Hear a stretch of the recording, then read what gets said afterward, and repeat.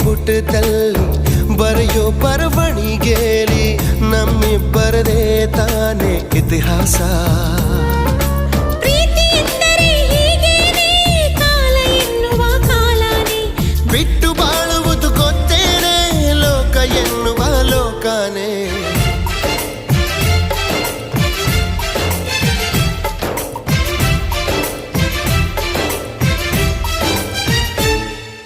ನಿನ್ನಾಣೆ ನಿನ್ನಾಣೆ ಪ್ರೀತಿ ದೇವತೆ ನಿನ್ನಾಣೆ, ನೀನಿಲ್ದೆ ನಾನಿಲ್ಲ ದೇವರಾಣೆ.